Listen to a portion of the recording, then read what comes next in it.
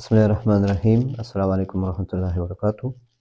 په دې ویډیو کې زه تاسو ته په خوب کې څه کله مار وکتل شي ستا په تکلیفي او یا د کربوړه یا د چلپاسک ورته وایي چې په دیوالونو باندې ګرځي، غلبوزه چا لیکلی ده، نو دا شیان څه وکتلی شي چې ته دې نه په عذاب یې او دا ځان نه لرې کوې او تا نه نه لرې کېږي، نو دا داسې خوب ده چې دا په دې باندې تعبیر کېږي چې څه مشکلات دي چې هغه د څه وجه باندې هغه تا ته پیدا شوی ده. هغه وجه چې ده، هغه وجه څو شیان کېدلی شي.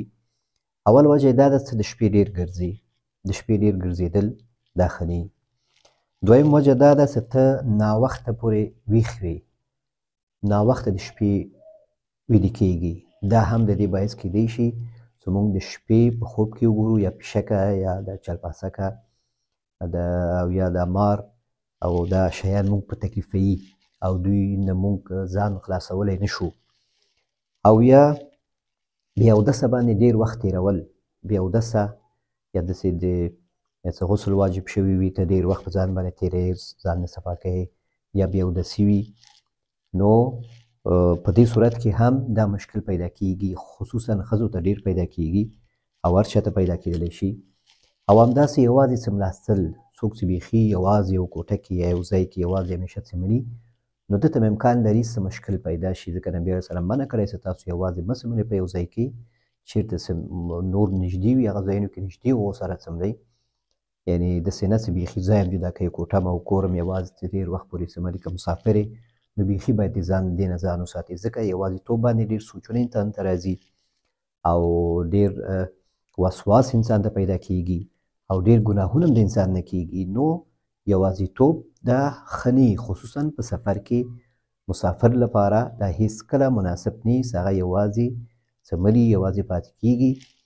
دې سره ډېر وخت که دی دا کار کوي نو وسواس ورته پیدا کېږي. نو که تاسو مسافر یئ او تاسو ته دا سوچونه ډېر راځي، خوبونه ډېر ګورئ او تشویشونه پیدا کېږي، شکونه تاسو ته پیدا کېږي د فامیل په رابطه باندې، د خپل اولاد په رابطه باندې، د خپل ملګرو په رابطه باندې، کورنۍ په رابطه باندې، د دې وجه دا ده چې ته یوازې څملې، د دې وجه دا ده چې ته یوازې پاتې کېږي.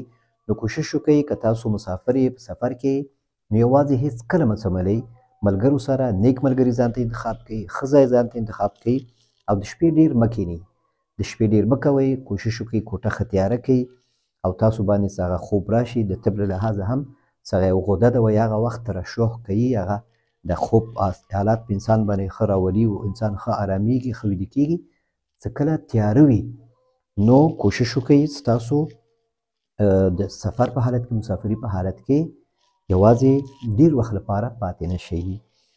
او بل علت یې دا ده چې د شپې کار کول، دا د شپې کار کول، ډېر ګرځېدل د شپې، شیان جګول او شیان کېښودل، مثلا خصوصا دا ښځې چې د شپې کالي وینځي یا مثلا د ظرفونه وینځي، ګرمې اوبه اچوي، دې سره کله کله دا جنیات خو ګرځي په هر ځای کې، خصوصا د ماښام د مانځه نه وروسته دوی ته الله تعالی رزق مقرر کړی چې دوی خپل رزق لټوي، خپل شپې تېرولو لپاره ځای لټوي، د کوم کور ځان ته لټوي او همدارنګه هغوی د خوراک ځای لټوي چې یو چا سره په جسد کې ننوځي، ورسره پاتې شي، سبا پورې خوراک وکړي په هغه کور کې او پاتې شي په هغه کور کې.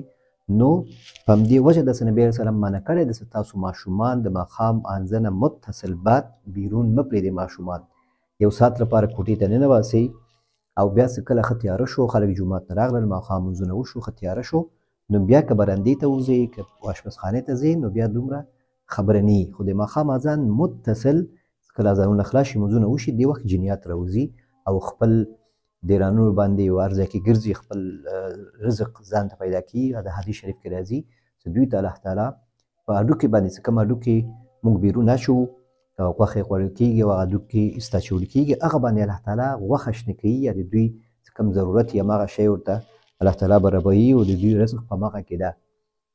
نو کوشش وکئ چې د شپې ډېر کښېننئ او د شپې ډېر استعمال د موبایل ونه کوي. د موبایل استعمال هم څه ده، یو وجه دا هم کېدلی شي چې کله موږ په خوب کې وګورو چې پیشک یا چلپاسک، کربوړې، دا شیان مار یا دا شیان موږ ځوروي، دا نور خزندګان، ځکه په دې اشکالو باندې جن راتلی شي او موږ ته په تکلیف یو، نو همدغه باندې تعبیر کېږي چې ته د شپې ډېر ګرځې، د شپې به کار کوې یا ناوخته پورې پاتې کېږي، موبایل کې ډېر ګوتې وهې، یوازې سملې، بې اودسي باندې ډېر وخت تېروې. نو په دغه صورتونو کې دغه مشکلات وي. دغه خوب کتل شوی ده، وایي زموږ کور شاته میدان ته غټ خر مار وي او وایي پروت وي او یو غلبوزه یا کربوړه هم یو فکر کوم د غلبوزه زما په کالیو ونښلي او تکراري پر ما ګزار کوي. بیا د غارې څخه مې وایي وغورځوم او وډار شم او فکر کوم چې زما په کالیو به نښلي وي. نو هغه ډار وایي خوب کې راسره وي، په همداسې راویښ شومه.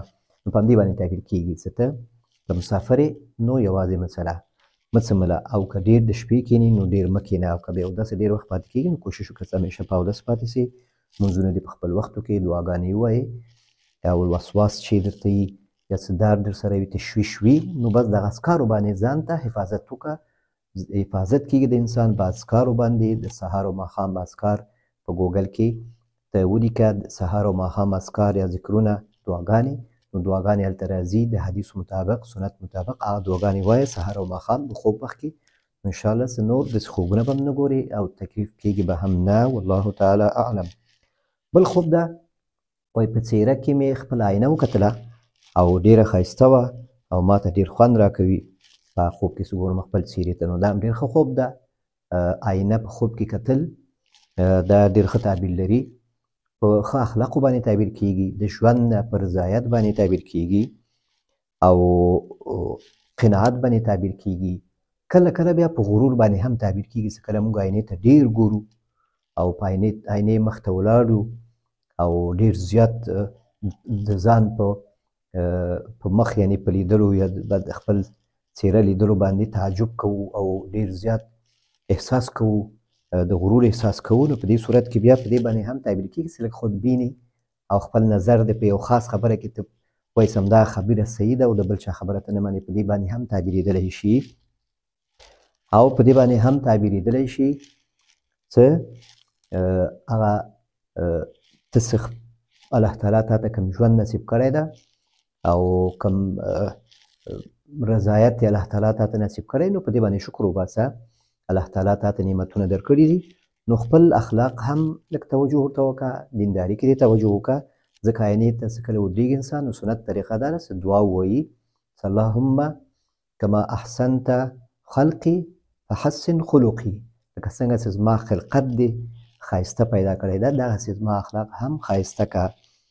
نو دغسې په دې باندې هم تعبیرېدلی شي چې ته باید خپل اخلاق لږ نرم کړې، خپل اخلاق لږ ښایسته کړې. که اخلاق کې دې څه مشکل وي، څه خبرې وي، ملګري درنه خفه کېږي یا څوک خفه وي، نو په دې باندې هم تعبیرېدلی شي. والله تعالی اعلم. دریم خوب ده، وایي زما د عمل لور ده وفات شوې، ځوانه وه، خوب کې زه او خاوند مې او دا هم ولاړه وي. دا زما خاوند ته 50,000 شاوخوا پیسې وي، هغه خاوند ته مې ورکړي، خاوند مې دا پیسې ما ته راکړي او دغه نه نورې هم غواړي خاوند مې، وایي مګر هغه وایي چې بس دې ده بیا روانه شي. فکر کوم چې خاوند مې دا پیسې د عمل د لور نه مې څخه وفات شوی، دغه نه قرض یې غواړي، قرض پې هغه ترې غواړي یا قرض غواړي، جدا د نه قرض غواړي. نو دا ډېر ښه خوب ده. 50 عدد دا په خوب کې کتل دا ډېر ښه تعبیر لري. دا په عافیت او سلامتي باندې تعبیر کېږي، په صحت باندې تعبیر کېږي، یو سخت کار آسانېدلو باندې تعبیر کېږي او د درجې پورته کېدلو باندې تعبیر کېږي او یو ضایع شوی مال په بېرته لاسته راوړلو باندې تعبیر کېږي. ځکه یو مړی یو کس وفات شوي وي او هغه تا ته په خوب کې شی درکوي او هغه ته یې اخلي، دا ډېر ښه تعبیر لري. که کله مړی تا نه یو شی غواړي، هغه ښه تعبیر نه لري، او کله ته د مړي نه یو شی اخلي یا هغه ته درکوي، نو دا ډېر ښه تعبیر لري. په دې باندې تعبیر کېږي چې تا ته خیر رسېږي، مال درته رسېږي، یو خیر درته رسېږي، یو مال چې ضایع شوی ده یا قرض په چا باندې راغلی د لاسته راځي او د رزق زیاتېدلو باندې هم تعبیر کېږي. والله تعالی اعلم. نو دا و د نن ورځې دا خوبونه ستاسو ته مې بیان کړ. الله تعالی دې وکړي دا وروڼه او خویندې دا خپل خوبونه تعبیر واوري، مطمئن شي، او څه کله مطمئن شوئ نو ویډیو لایک کړئ، نو مطمئن شئ بیا لایک یې کړئ، کمنټ پکې وکړئ، ملګرو سره شریک کړئ، دا چینل سبسکرایب کړئ زما تقریبا 80% لیدونکي د دې چینل د دې ویډیوګانې چې دي دا هغه کسان دي چې چینل یې سبسکرایب کړی نه ده، شرکت یې نه ده کړی، زما تایید یې نه ده کړی. نو په کار ده چې تاسو اوس کله د ویډیوګانې ګورئ نو چینل سبسکرایب کړئ. دا تاسو نه هېڅ شی نه ځي، خو زما لپاره یو تایید ده، یو تایید ده او زه تشویق کېږم او فکر کوم چې دغه د خلک نو ګټه رسېږي، خلکو ته خیر رسېږي چې کله تاسو کمنټ وکړئ، لایک وکړئ، دا چینل شیر کړئ، سبسکرایب یې کړئ. نو زه نور هم کوشش کوم انشاءالله چې دې ته زه وخت ورکړم او ستاسو خوبونه په وخت تعبیر شي. ښه خبره دا ده چې هر سهار لایف یعنې ژوندي بڼه باندې زه راشم هلته خوبونه په همغه سهار کې چې کوم ورونه هغه په افغانستان او پاکستان یا داسې ملکونو کې چې دلته سهار تقریبا یو بل ته نږدې وخت کې یو ساعت فرق کوي، دوی ته په سهار کې یو کم ورونه چې هغه په خارج کې دي، ځکه زما بعضې د ویډیوګانو دا لیدونکي چې دي هغوی په خارجي ملکونو کې دي څو فیصده، نو هلته ماته ښیي. نو د هغوی لپاره بیا ماخوستن زه وټاکم چې هغوی ماخوستن بیا خپل خوبونه، ځکه ماخوستن هلته سهار وي، خپل خوبونه تعبیر کړي، ځکه سنت طریقه همدغه د نبي سلم سهار د لمونځ نه پس به صحابو باندې به غږ کاوه خپل خوبونه ماته ووایست تعبیر یې کړم، ځکه دې سره انسان تشویش رفع کېږي. که داسې یو خوب وي چې انسان ترې ډارېږي یا که ښه خوب وي نو انسان ته یو تشویق کېږي د ورځې د کار لپاره، د انرژي لپاره اخیستلو لپاره، چې انرژي انسان واخلي، امیدوار واوسي خپل ژوند ته. یو مریض لپاره چې هغه ته الله تعالی شفا خوب کې ورته اشاره کړې وي هغه لپاره ښه ده. یو مسافر لپاره چې هغه منتظر دی استخاره کوي سفر وکړي ونه کړي، کوم سفر یې په خیر ده که نه دا سفر، هغه لپاره خوب تعبیر شي چې هغه خپل تصمیم ونیسي. یا څوک چې ودونو مسله وي، خواستګاري مسله وي، یو چاته د هو او نه ویلو مسله وي، په خواستګاري کې چا پسې ورځي یا څوک راځي ورپسې، نو په دې صورتونو کې دا خوبونه په خپل وخت تعبیر شي دا ډېر ښه وي. نو زه کوشش کوم انشاءالله چې همیشه په خپل وخت باندې خوب تعبیر شي، خو چون وسایل زما ډېر ابتدایي دي او دا موبایل باندې زه ویډیو ریکارډ کوم ډېر ساده موبایل ده او ابتدایي وسایلو سره زه همدومره کولی شم. نو انشاءالله زه نور کوشش کوم چې الله تعالی وسه راکړي او دا خدمت لږ عام شي، خپل وخت شي او تاسو ته خیر ورسیږي. نو که تاسو خوب ولید همدغه واتساپ نمبر کې ماته لیکلی شئ یا په آواز لیږلی شئ او خپل خوب پوره ولیکئ، وضاحت پکې وکړئ، د وخت د لیدلو څه وخت همدا خوب کتلی، خوب ستا ده، تفصیل پکې ورکړئ چې د چا خوب ده او سوال غوندې مه کوئ چې سوال کوئ چې ګلان په خوب کې څه تعبیر لري، ځکه دا مختلف تعبیر لري، هر چاته جدا جدا، هر شی چې دا هر مسله چې په خوب کې کتل کېږي دا مختلف تعبیرونه لري. په هغه صورت کې دا ستا خوب چې دا په هغه صورت کې تعبیر کېږي چې ته پوره ووایې، او که ته خوب پوره ونه وایې نو هغه خوب بیا زه احتمالي شکل باندې یو شی وایم، کېدای شي هغه صحیح شي او کېدای شي صحیح نه شي. نو هر شي ته سیاست په الله سپارم. تاسو دا چینل سبسکرایب کړئ، لایک یې کړئ، شیر یې کړئ، نو دې سره به دا خیر عام شي او زه به هم تشویق شم. السلام علیکم ورحمة الله وبرکاته.